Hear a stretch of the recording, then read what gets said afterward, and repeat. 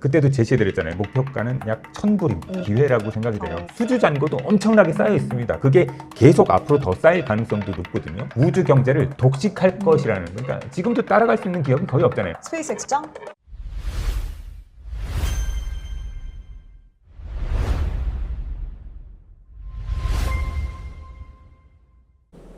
네, 대표님 사실 최근에 주식시장의 변동성도 굉장히 크고 그리고 신규 투자자분들이 어디다가 이 투자처를 해야 될지 모르겠어서 참 난감한 상황입니다. 그래서 공부방을 요즘 운영하고 계신다고요? 여러분들이 좀 궁금해하시는 것도 많고 근로된 자료, 좋은 자료들도 드릴 수 있고 뭐 하이닉스도 그쵸. 저점 대비 고점으로 치자면 약 60%의 상승을 보였고요. VM이라든지 LG 이노텍도 있고요. 그런 것도 한 30%, 40% 가까이 두 개 다 수익을 냈었습니다. 고정 댓글에 보시면 박프로의 공부방 참여하기 있습니다. 거기로 참여해 주시면 됩니다. 안녕하세요. 경제매거진 앵커 김민겸입니다. 오늘은 스페이스X 관련된 이야기 박정환 대표님과 함께 해보도록 하겠습니다. 대표님 안녕하세요. 네, 안녕하십니까.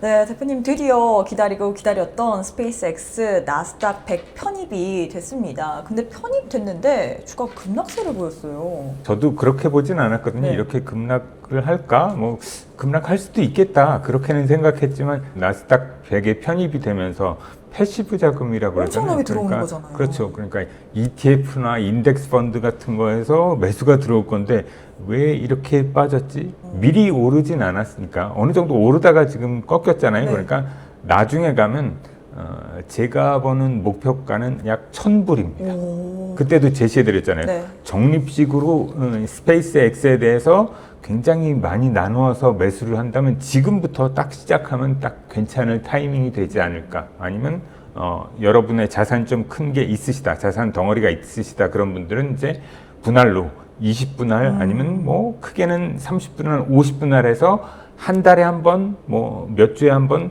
저가가 갱신되거나 그 가격대에서 나는 매수를 한다. 그렇게 정해서 하시면 시간이 흐르면 흐를수록 엄청난 자산으로 변해 있는 것을 보실 수 있을 겁니다. 네, 일단 우리 대표님께서 이 적정 주가 1,000불까지 갈 수 있다라고 이야기를 했는데 IPO 주관사들의 이 의무 보유 의견 제한이 해제되면서 지금 많은 투자은행 애널리스트들이 여기에 대한 투자 의견과 목표 주가를 제시를 했는데 레이먼드 제임스의 애널리스트 같은 경우에는 목표 주가를 무려 $800를 제시를 했습니다. 그리고 대체적으로 봤을 때 낙관적인 전망이 우세한 상황인데 그럼에도 불구하고 좀 몇몇 개의 비관적인 전망과 더불어서 최저와 최고 이 목표 주가의 간극이 굉장히 크단 말이죠. 이 부분은 어떻게 설명을 해야 될까요? 한마디로 얘기해서 네. 조금 밸류에이션을 한 거잖아요. 이런 것들이 그러니까 추정 재무제표를 네. 만드는 거라고 볼 수 있죠. 저도 예전에 조금 했던 방식을 조금 예를 들어서 말씀드린다면 어떤 기업이 있어요. 기업이 있는데 이 회사가 초창기 스타트업 기업이에요. 그런데 이 기업이 현재는 매출도 아주 미약하지만 그리고 영업이익도 적자고 순이익도 적자일 거 아니에요. 그럴 네. 가능성이 높죠. 처음부터 흑자나는 기업은 그렇게 많지 않으니까요. 그런데 이 회사가 어떤 영업 방침을 가지고 어떤 시장을 얘네가 가져갈 수 있는지를 보는 거죠. 비상장 기업 투자할 때 가장 많이 쓰는 게 이런 방식으로 하는 겁니다. 어떤 시장에 뛰어들 것이며 네. 이 시장에서 가져갈 수 있는 파이는 얼마나 큰 것인지 그거를 보고서 추정을 해가지고 재무제표를 만든 거죠. 추정 손익계산서를 만들 때 이렇게 매출액을 어느 정도 될 것이다 추정을 하는 거고 그 다음에 영업이익도 어느 정도 될 것이다 이렇게 추정을 하는데 지상 데이터 센터 및 생태계 관점에서 보는 거죠. 그렇게 했을 때 스페이스X가 단순한 우주만 이렇게 하는 기업이 아니고 우주에다가 이제 AI 센터 컴퓨팅을 할 거 아닙니까? 네. 그럼 거기에 따른 이 가격 차이가 엄청나게 됩니다. 이 지상에서 데이터 센터를 운영했을 때하고 이 우주에서 데이터 센터를 운영을 했을 때 운영 금액의 차이죠. 그 차이가 약 50% 정도 지상보다 쌀 것으로 보고 있습니다. 약 200불 이상, 225달러, 뭐 250불 정도의 밸류에이션을 하고 있는 것을 볼 수가 있고요. 그 다음에 가장 이제 크게 보는 게 약간 저 같은 과죠. 이렇게 어떻게 보면 미래 문명의 인프라 관점에서 본다면 목표가가 약 800불 정도까지 나왔습니다. 레이먼 제임스라는 사람인데 $800를 제시한 것이 이게 과거에 그러니까 19세기의 철도 그리고 20세기의 전력망, 21세기에는 인터넷에 비견될 만큼 이 우주산업, 스페이스X의 사업은 아주 최첨단의 끝이다. 수조 달러의 규모의 우주 경제를 독식할 것이라는, 그러니까 지금도 따라갈 수 있는 기업이 거의 없잖아요. 그쵸. 거의 조금 비슷하게 어떤 부분에서만 비슷하게 될 뿐이지 이걸 다 아울러 가지고 같이 할 수 있는 기업은 거의 지금 경쟁사가 스페이스X밖에 없죠. 네. 없다고 보여집니다. 네, 이렇게 해서 왜 이렇게 적정 가치를 계산하는 기준이 다른지에 대해서 설명을 해주셨는데, 일단 시장에서는 낙관론이 많지만 신중론자들의 입장도 있는 것 같아요. 어떻게 좀 입장이 다른지 이야기를 부탁드리도록 하겠습니다. 이제 낙관론이라 그러면 이제 스타링크를 이제 반복적으로 구독해야 되는 거 아닙니까? 스타링크가 이게 아주 제가 봤을 때 이게 아주 괜찮은 장점입니다. 한번 팔고 말면 그다음에 AS나 하고 맞아요. 뭐 소모품 갈고 뭐 그런 거로 끝나면 이렇게 좋지 않겠죠. 근데 계속해서 이 구독이라는 게 한번 하기 시작하면 끊기가 어렵습니다. 맞아요. 그죠? 우리가 넷플릭스 한번 구독하고 나서 계속 끊기가 보게 어렵잖아요. 되더라고요. 그렇죠. 매달 지급해야 네. 되잖아요. 그 현금 흐름, 캐시플로우가 아주 좋은 게 이 스타링크라고 보시면 됩니다. 이게 가장 또 중요할 수 있죠. 일론 머스크라는 독보적인 경영자의 영향력이라고 하잖아요. There's only one 일론밖에 없다. 거기에다 베팅하는 사람들, 저 같은 사람들 좀 있는 거죠. 베팅하는 거죠. 여태까지 뭐 테슬라가 그랬지 테슬라도 않습니까? 있고, 우리가 과거에 또 볼만한 그 이력이 있잖아요. 네, 그렇습니다. 그거에 대해서 좋게 보는 사람들이 바로 낙관론에 많이 보는 사람들이고, 그리고 신중론자들은 저는 이렇게 두 가지를 다 가지고 있는 것 같습니다. 낙관론도 있지만 네. 신중론도 있거든요. 왜 그러냐 그러면 테슬라가 어떻게 컨지도 봤기 그쵸. 때문에 이걸 너무 낮게 잡기는 뭐하고 그렇다고 또 너무 높게 높게 잡기는 잡기는 우리는 숫자를 봐야 돼. 숫자를 가지고 이렇게 리포트를 작성하고 아직 이야기를 해야 확실한 되는데 이 실적이라든지 이런 게 나온 게 없다 보니까. 매출은 늘어나고 네. 있지만 아직은 그래도 적자 구조가 계속 지속되기 때문이라고 생각하고, 이렇게 됐을 경우에 또 한 가지는 이제 2026년부터 2030년 사이에 410조 원 규모의 부채 조달이 필요할 것으로 추정이 되는 것입니다. 이 막대한 자본 조달 과정에서, 그러니까 기존 주주들의 가치가 약간 희석될 수도 있고, 그리고 또 고금리 상황이 지속될 경우에 재무적 부담이 주가를 좀 누를 수 있다. 이런 견해가 있기 때문이죠. 우선 스페이스X는 IPO를 성공함으로 인해서 많은 재무적 부담을 많이 줄였을 겁니다. 채권 발행을 하면서 저금리로 계속 바꾸면서 이런 리스크는 점점 낮춰질 것으로 보여지고 있습니다. 네, 이렇게 해서 스페이스X 관련된 낙관론과 그리고 신중론자들의 입장까지도 이야기를 해봤는데요. 지금 스페이스X 미래 매출 성장을 담보로 한 밸류에이션에 대한 고평가 논란이 계속해서 나오고 있는 상황인데, 거기에 대해서는 어떻게 평가를 하시나요? 스페이스X의 우주항공 몸값, 거기에다가 뭐 하드웨어라 그러면 그 AI 인프라 멀티플을 적용하는 것이겠죠. 현재 스페이스X의 밸류에이션이 폭발한 가장 결정적인 계기는 올해 2월이었죠. 네. xAI와의 합병. 그에 따른 이제 체질이 변화하는 거죠. 한마디로 이게 스페이스X는 캐시카우 역할을 할 수 있는 게 스타링크밖에 없었다고 생각이 들거든요. 네. 가장 빠른 거는. 그쵸. 그렇지만 이제 AI를 인수함으로 인해서 스타링크 플러스 AI 데이터 센터까지 하게 되는 거죠. 다 하는 거죠. 그렇죠. 그럼으로 인해서 캐시플로우가 생길 수 있는 게 훨씬 더 빨라진 셈이 되는 거죠. 그랬을 경우에 이 두 가지가 합병되면서 그 시너지 효과도 시너지 효과고, 그 다음에 캐시플로우도 이쪽에서 AI에서 나오는 거, 스타링크에서 나오는 거 두 가지가 합해지면서 어떻게 보면 적자에서 흑자 전환, 턴어라운드라고 하잖아요. 네. 턴어라운드하는 구간이 더 빨라질 수 있다.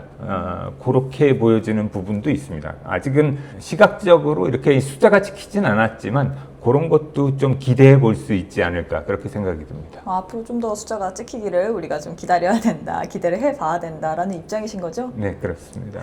네, 알겠습니다. 지금 스페이스X가 너무나도 독점 체계를 유지를 하다 보니까 유럽의 항공우주 3사, 에어버스, 레오나르도, 이 탈레스 이렇게 3사가 스타링크 확장세에 좀 대응을 하기 위해서 합병을 추진한다라고 합니다. 과연 위협이 될 수 있을까요? 결론부터 말씀드리자면 그래도 스페이스X장? 맞습니다. 규모가 상대가 안 되거든요. 네, 그리고 자본력도 그렇고 여러 가지를 봤을 때 그렇습니다. 스페이스X를 보세요. IPO 자금 조달까지 다 해놓은 상황이잖아요. 근데 여기에서 유럽 항공우주국에서는 어떻게 보면 이 세 개의 에어버스, 타레스, 레오나르도 이 우주 부문 합병이 된다고 그래도 아직 합병 인가도 안 났고요. 그 인가 나는데도 또 시간이 걸리잖아요. 그렇죠. 시간이 굉장히 걸릴 겁니다. 거기에다가 또 합병이 된다 그래도 이 지분도 거의 뭐 33 이렇게 나눠지는데 이 의사 결정이 일론 머스크처럼 이렇게 좀 어떻게 보면 독재적일 수도 있죠. 하라고 하면 해야 되는. 그렇죠. 일론 머스크는 여러분들도 다 아시는 것처럼 어떻게 보면 기술자잖아요. 맞아요. 기술자. 이게 여러 가지를 다 자기 책상에 앉아서 펜대만 굴르는 게 아니고 자기는 뭐가 안 되는지 자기가 들어가서 맞아요. 공장에서 숙식을 하면서 이걸 살피기 때문에 우린 이쪽 방향으로 가자 이렇게 굉장히 좀 의사결정도 빠르고 그거에 따르는 이 회사 이 내부에서도 통제 시스템이 잘 갖춰져 있다고 보여지는 겁니다. 근데 여기선 세 개 회사가 아직 합병도 안 된 상황인데 이것도 인가를 받아야 되고 근데 합병된 이후에도 의견이 여기서 이렇게 하다 보면 정말 제가 보기에는 하세월입니다. 하세월. 그렇게 의견 나누다가 시간 다 보내면서 우주는 한마디로 스페이스X가 다 먹고 나서 그 다음에 뭐 하려고 그럴 것이다. 제가 보기엔 그런 생각이 많이 듭니다. 네, 일단 스페이스X 짱이다라고 좀 정리를 해볼 수가 있을 것 같고요. 국내에서는 하나그룹이 2040년까지 이 무려 55조 원을 투자를 하겠다라는 초대형 청사진을 발표를 했습니다. 글로벌 경쟁력이 한화가 과연 얼마나 될 거라고 보시나요? 한화의 이 55조 원 우주항공 투자 청사진 이 글로벌 경쟁력은 뭐 그래도 유럽보다는 세다고 보여집니다. 왜요? 그래도 K 방산 기반의 강력한 현금 창출력이 있지 않습니까? 한화는. 그래서 뭐 대부분 글로벌 우주 스타트업이나 후발주자들은 진짜 막대한 연구 개발비, 그러니까 R&D 비용이라고 그러잖아요. 이거를 감당하지 못해서 고사하거나 끊임없이 자금 조달 리스크에 직면하게 됩니다. 시달립니다. 진짜 경영주가 경영은 못하고 한마디로 돈 구하러 다니기 바쁘거든요. 돈 구하러 다니느라. 그렇죠. 은행에 갔다가 아니면 투자자한테 갔다가 계속 돈을 구하러 다녀야 됩니다. 자기는 이거 하기 위해서 돈 필요하다. 그렇지만 그래도 방산 캐시카우라는 게 있잖아요. 한화에는. 한화 에어로스페이스의 K9 자주포, 그 다음에 레드백 뭐 장갑차, 천무, 이렇게 글로벌 K 방산 수출이 계속 지금 호조지 않습니까? 그쵸. 그로 인해서 수주 잔고도 엄청나게 쌓여 있습니다. 그게 계속 앞으로 더 쌓일 가능성도 높거든요. 방산에도 계속 투자하겠지만 방산에는 우리는 어느 정도 궤도에 올라와 있잖아요. 그렇기 때문에 더 이상 그렇게 아주 큰 자금의 투자는 필요하지 않습니다. 그렇지만 이 우주 쪽에는 그래도 투자를 좀 많이 해야 되는데 그런 쪽으로 해서 계속해서 자금을 집행할 수 있는 여유가 좀 있는 거죠. 어떻게 보면 한국에서 보면 우주 주권을 확보하기 위한 유일무이한 프로젝트잖아요. 이것도 작은 프로젝트가 아닙니다. 메가 프로젝트라고 볼 수 있고요. 그렇기 때문에 이 K방산의 이익을 바탕으로 해서 장기 투자를 이어갈 수 있는 체력을 가졌다는 점이 가장 큰 장점으로 보여집니다. 그리고 글로벌 경쟁력 면에서는 미국, 중국의 어떻게 보면 초대형 플랫폼이잖아요. 미국은 스페이스X가 있고 중국은 중국 나름대로 그게 있지만 근데 불안하잖아요. 중국이랑 뭐 하기엔 그런 나라들이 엄청나게 많을 겁니다. 그래서 스페이스X랑 하고 싶은데 또 어떻게 보면 미국하고 사이가 안 좋은 국가들도 많잖아요. 그 우리 정보 다 빼가면 지금 어떻게 할 거예요? 그런 국가들을 상대로 해서 어떻게 보면 중동 국가나 아니면 동남아 국가들 그리고 어떻게 보면 러시아도 지금은 전쟁 중이니까 그렇지만 러시아도 그렇고 유럽에서도 어떻게 보면 우리나라를 대체제로 선택할 수 있는 나라들이 꽤 많을 거다 그런 생각이 듭니다. 그래도 조금 독점력은 있지만 그 어떻게 보면 우리나라는 틈새 시장을 그래도 노릴 수 있는 그게 되는 거죠. 유럽의 이렇게 3사보다는 훨씬 더 뛰어날 수 있지 않을까 그렇게 보여집니다. 네, 이렇게 해서 오늘 박정환 대표님과 함께 스페이스X 관련된 투자 전략 세워봤습니다. 오늘도 좋은 말씀 고맙습니다. 감사합니다.